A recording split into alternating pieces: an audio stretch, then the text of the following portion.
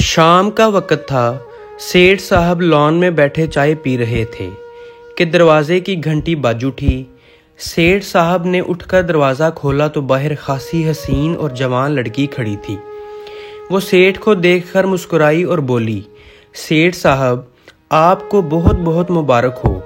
आपको कुरानंदाजी में आज रात सिनेमा की मुफ्त टिकटें जीत चुके हैं। आपकी सारी फैमिली को फिल्म देखने की टिकटें और साथ खाने पीने का सामान भी दिया जा रहा है। और हाँ, सिनेमा घर में आपकी देखभाल के लिए मैं खुद वहाँ मौजूद होंगी। लड़की का हुस्न और अदाएं देखकर सेठ साहब की तो राल टपक पड़ी।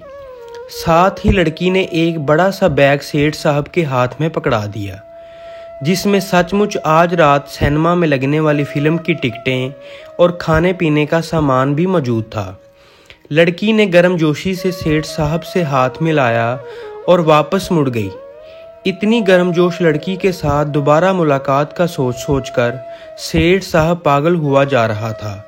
रात होते ही सेठ साहब ने घर को ताला लगाया और बीवी बच्चों के हमरा फिल्म देखने सिनेमा हॉल पहुंच गए। फिल्म और खाने पीने का सामान तो बहुत मज़े का था, लेकिन 3 घंटे की फिल्म में वो लड़की सिनेमा हॉल में कहीं नज़र न आई।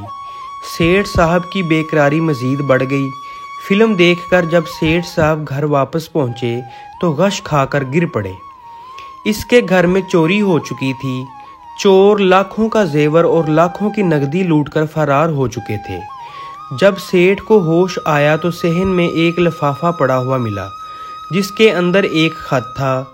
खत खोलकर पढ़ा तो अंदर लिखा था कि प्यारे सेठ साहब, उम्मीद है आपको हमारी फिल्म पसंद आई होगी। दुआओं में याद रखना, आपकी हसीन मेज़बान। खत पढ़कर सेठ साहब फिर गश खाकर गिर पड़े।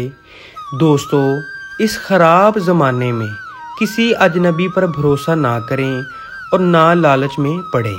शुक्रिया। बराहे करम, अगर मेरी ये वीडियो आपको पसंद आए तो प्लीज़ इसको लाइक करें और मेरे चैनल को लाजमी सब्सक्राइब करें। शुक्रिया।